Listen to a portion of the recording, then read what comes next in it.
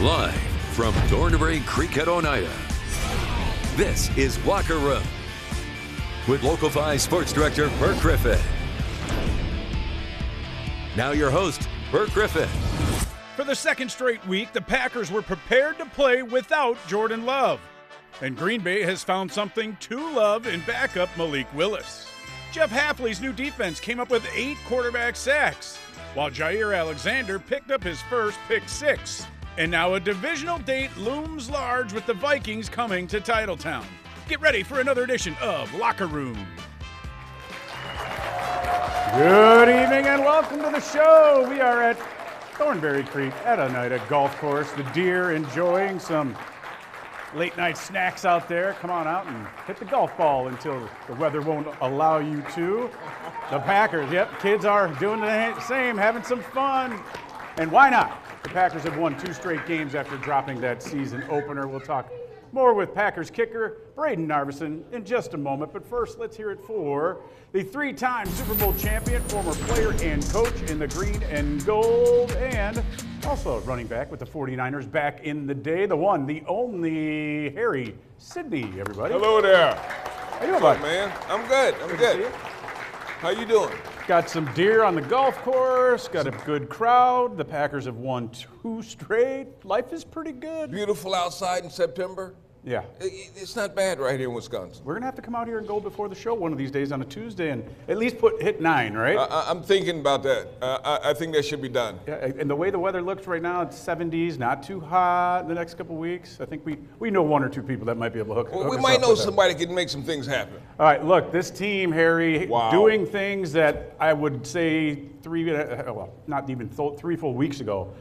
If you lose your starting quarterback to win back-to-back games, I mean, I don't know the exact statistic on it, but the odds are not very good. And Matt LaFleur and his coaching staff, Jeff Hafley on down, everyone in the building has put together a great game plan on both sides of the ball. Everything they have touched has turned to gold up to this point.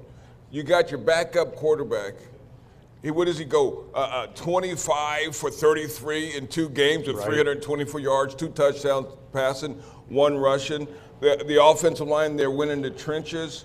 I mean, but this quarterback, the thing that you said earlier when we were talking prep before the show, what this guy has done, he's made a lot of money. Yes, he has. He's made a lot of money because what he's done in those the little bit of month that he's been here. Look, this isn't Matt Flynn throwing for 450-plus yards in a meaningless game at the end of the season. This is 2 games that really matter a lot when they are in a tough situation. And you know GMs around the league are thinking, he may not break the bank, but he's going to get paid. But yeah, and not only that, but you look at LaFleur and his coaching.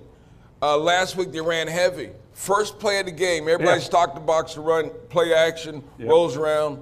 It's Jaden, that little crosser. 30 yards. I mean, all of a sudden they're moving and changing, and everybody's going, he is a backup quarterback, right? Yeah, and they're doing it in different ways, yes.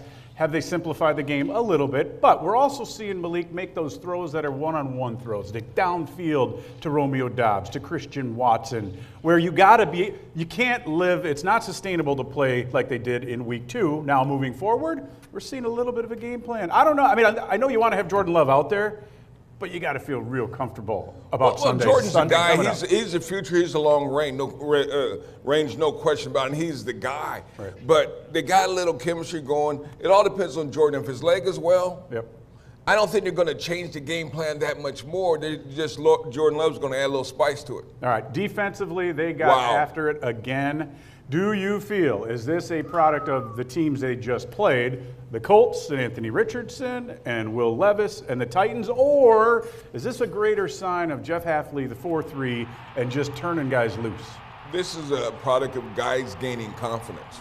And when they had to change the defensive coordinators, one of the things they talked about is him letting guys loose, letting them play. Letting them play. You have several, I mean, you got 8 sacks, but what were they, 5 different guys? There's just not one guy dominating. And then in the secondary, you got, Alexander's been in how many years and he got his first pick 6? You're right. You know, It's crazy to think he didn't have one. He didn't have a pick six, and so the things that he's doing by putting guys in position to make plays, because if you look at it, of those sacks, there's a lot of guys. It's just not one or two. Yeah. There's everybody feeling like they're contributing, and when that happens, because guess what? Because they're doing that, the offense can play the way they're playing. Yeah, this isn't like Reggie White taking over with 3 sacks a game against John Elway back in the day or whatever. It's a group effort, and guess what?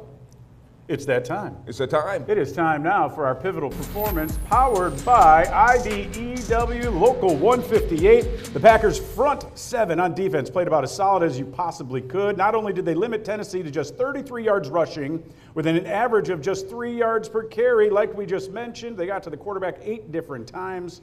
Jeff Halfley and the Packers' front 7 with our pivotal performance powered by IBEW Local 158. This is like the first time I think ever since we've done a show we've given that to 2 coaches basically back to back. It's always been players. Well, they haven't, these sacks since 2005. Yeah.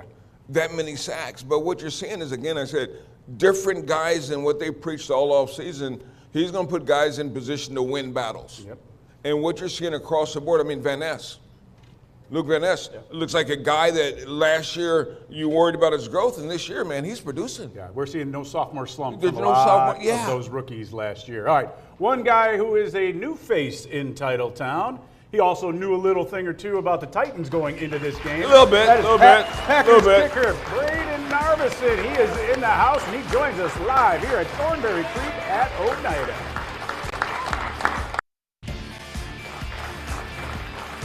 And welcome back to the locker room right here at Thornberry Creek at Oneida. A bunch of youngsters out there in the crowd. Keep clapping. Please welcome Packers kicker Braden Narvison, everybody. How you doing, bud? How you doing, man? Good. Appreciate you guys having me. Welcome. I don't know if we want to call it a homecoming of sorts because you really weren't in Nashville with the Titans for very long, but you walk out with a win from a team that cut you. I'm sure you and Malik kind of looked at each other and were like, yeah, we're doing all right. Yeah, me and Malik talked all week, and we were like, obviously very thankful for the Titans giving us the opportunity to come into the National Football League, but, it's always feels good to win, especially, at a place that you had to leave. Yep. No, it was a lot of fun. Well, good. And I'm a numbers guy. Explain to me 44. Explain to me 44. For a kicker. Kicker 44 is not a number. So explain to me. So got 44 in college at Western Kentucky. Okay. Didn't choose it.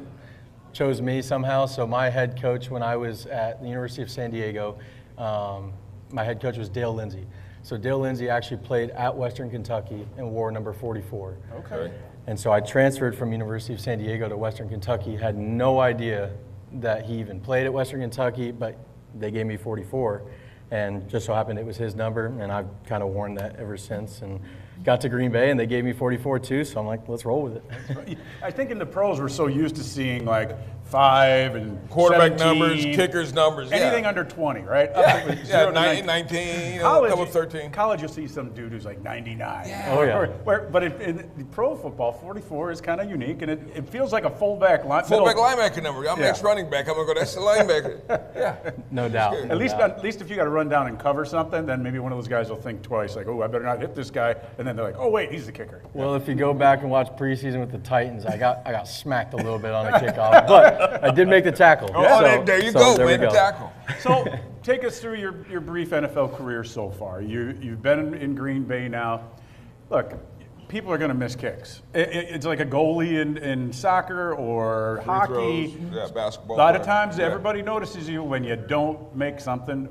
But do they take for granted how hard it is to kick in the NFL? So many different conditions. You're going to go from 90 degrees to 19 below maybe by the end of the year. Who knows? No doubt. I mean, you see Pat McAfee's show every week where people try to kick an extra point, and some make it and a lot don't. So do I think people take it for granted? Maybe, maybe not. I don't know. But at the end of the day, yes, you're going to miss, and you got to embrace that, and you got to understand that, after you miss, you got to come back and clear the mechanism and bounce back and make the next one.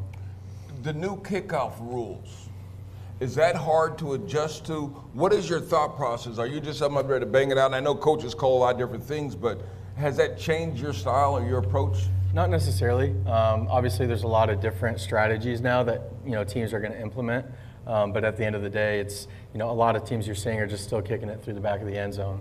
So I think it could potentially change as the year goes on. We'll see, especially as it gets colder, right? But for the moment, a lot of teams have different philosophies on how they want to do it.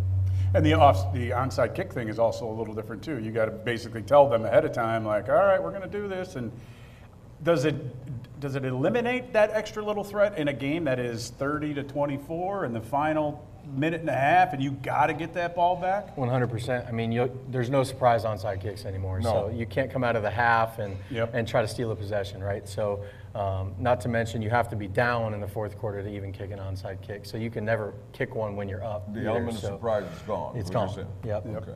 Yeah, and what was it? I think the Saints pulled that off in the Super Bowl a few years ago, or was it Colts? Somebody pulled it It off. was a long time ago. McAfee did it. He Yeah. was like one of the first people to do the middle dribble to himself, and he recovered it. But in the game this past weekend, somebody kicked the onside kick and recovered it. I think it was Dallas, maybe. He kicked on. Well, they It need was help. Dallas. Yeah, Yeah, they it was need help, Dallas. but that's another story. Yeah, another story.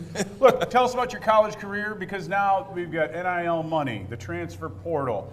It used to be back in the day, like if you went to one, you maybe went to a second college, maybe, almost never. You got around the country there, buddy. Take us through your journey. So not everybody knows I went to 4 schools in college. So straight out of high school, I graduated early and went to Iowa State.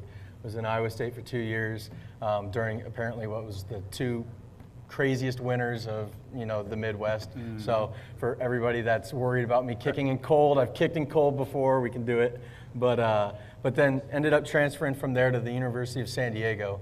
That was before they changed the rules about you could transfer freely, so you had to transfer down a level if you didn't want to sit.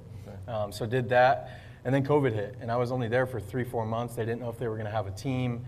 We kind of didn't know what was going to happen. So I walked on to Western Kentucky, was working 40 hours a week, playing football and doing school. Just trying to make it, right? Grind, get there. No doubt. Yes, yeah. And I would go from school to practice, from practice to work till 11 at night, 11:30, and then wake up and repeat. And so that taught me a lot. Those 3 years was really critical in my growth, and then transferred to NC State for my last year, and NIL might have played a little role in that. A little role in it, but. Nice. Well, look, and everyone's got their own journey. Everybody's got a journey. Yes. I mean, this guy was a free agent. He was in the USFL. I don't even know if you know what that was way back when. do, yeah. But I mean, he did his time there for a couple of years, and then carved out a nice NFL career. So I think everybody saw that 59-yarder, including Brian Gutekunst and all the GMs against Seattle in the preseason. And they were like, all right, if he's not on a roster, we're going calling. Did you want to come to Green Bay? And I asked that because if you didn't know out there, folks, he's married to one of the pride and finest people of Prescott, Wisconsin. Tell us about your wife. She's from our home state. She's back there I thought in the crowd. You But got a kid? Do you have a child? No, okay. not yet. Okay, I thought somebody looked like you. I was like, okay, family man. He's not wrong. There was somebody in the crowd with kids that does look like her. Yeah. That's awesome. But yeah, so we talked about it. I got interviewed by the Packers coming out before the NFL draft and everything, and that was when they had 3 kickers on the roster, and we joked about it. We were like, how cool would that be, if I ended up playing for the Packers, right? Like, she grew up diehard Packers fan. She's got tons of pictures when she was a baby of the whole family doing Packers pictures. I didn't even know that was a thing. Yeah. And so, I guess we must have spoken it into existence because it was just kind of weird how, all the timing worked out, and played well in the preseason and ended up there. So very cool story. All right, when we come back, we'll have plenty more with Packers kicker Braden Narvison. He's Harry Sidney. We are at Thornberry Creek at Oneida. Right now it is time for our Fan Cam Easy Tab Fan Zone. We'll have that and plenty more coming up after the break.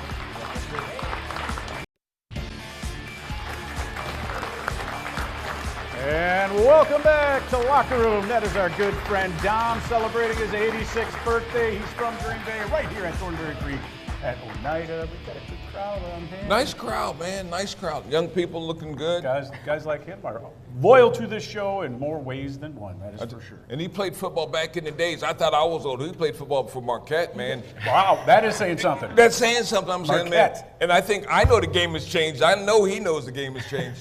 Harry, you guys both look like you wore leather helmets. That's all I'm going to say.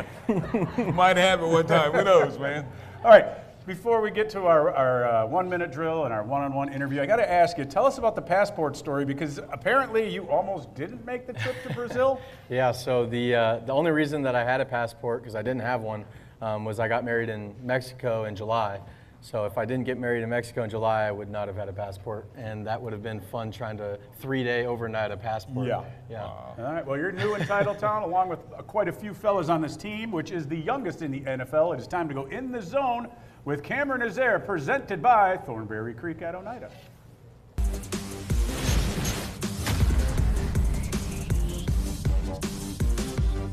Here with Packers safety Xavier McKinney. Xavier, when you come over from New York and you end up in a spot like Green Bay, I don't know if there are two different places that are more different than New York and Green Bay. How's that adjustment been? It's been good. I think where I'm at in my career and where I'm at in my life, I think just being here has been great. Obviously, it's very calming, it's very quiet, and just gives me a chance to be able to focus, solely on my career and my football. And when I go home, it's kind of just, football. So it's been great, man. I've learned a lot more, and I've grown a lot as a person and as a player. So I think it's been great. I also feel like you've almost had to force yourself to grow into the role as a leader, too. You got a bunch of rookies in that safety room. There's a lot of personality in the room as well. How do you feel like you've developed as a leader? Well, I think I've always been a leader. I was a leader when I was in New York, so it hasn't been any different for me. But I have evolved as a leader. Obviously, like I said, the environment has changed, being around a unit full of younger guys. But I always say it's easy to lead when you got, other guys around you that are smart, that, are willing to put in the work. So in that instance, it's been, very easy. But that role was established in me when I started playing football, when I was born. So I've done it around, other alpha males. So it's no different. I am an alpha male, so, I don't see it much as a difference.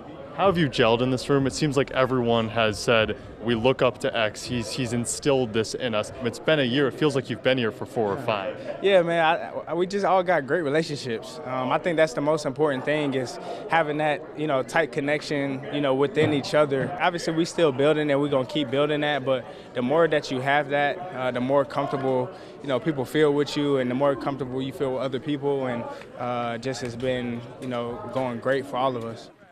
All righty, thank you, fellas. Speaking of the number one, it's time for our 1 minute drill. You ready? Yep, let's Quick do it. Q&A. First thing, best thing you bought with your money so far? God, I haven't bought a house. House, there you go. It's good. That's good. Car you drive? Truck. Go to jam while you're cruising down the road. Country music, anything. Country music. All right, biggest influence in your life? Parents. Parents. That's usually kind of what we heard. Favorite NFL player growing up? Justin Tucker. If you could, well, that's a good one. One of the best of all time. If you could be a pro sport athlete and a pro in a different sport. Golf. Golf for sure. Well, we're at Thornberry Creek. Did I have to mention that? Nice course, we might nice be able to course. get you a couple rounds on the course. There Las you go. Vegas or the beach? Vegas. Dogs or cats? Dogs. Golf or fishing? Golf. Steak, fish, or chicken? Steak. And since you missed out on training camp, what's the craziest thing that a Packers fan has done or said or asked you for or signed or whatever? 'Cause they are different, aren't they? This happened the other day. Some guy asked me to sign his right foot, His right foot. That's pretty funny. and I did it. Maybe he's an aspiring kicker too. Who knows? All right, when we come back, we'll have more with Packers kicker Braden Narvison coming up after the break. Don't go anywhere.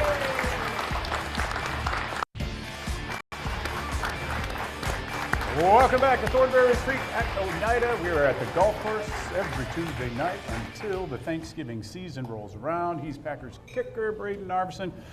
Big game, man. Home, Vikings, first divisional contest. They're 3-0, you're 2-1. Do you guys feel the urgency a little bit, or will that happen tomorrow morning when you go to work? Absolutely. I mean, every game we got to treat the same, right? They're all important. Obviously, a divisional game is a little bit more important, but we got to treat it the same, prepare and execute, and What's the strength of your game as a kicker? Is it long distance, accuracy? What is it? I think it's mindset. Okay. I've missed twice already, in the season, and never want to miss, but got to forget it, right, and move on and make the next one. All right, time for our keys to the game, brought to you by the dispensary. As always, first and foremost, pressure Sam Darnold. Stop Aaron Jones. We love him, but not on Sunday. And contain Justin Jefferson. Line of scrimmage, baby. That's the way it is. There you go. All right, for Braden, Harry, our entire crew, thanks for tuning in to this edition of Locker Room. We'll see you next week, folks. So long. Thank you for watching Locker Room.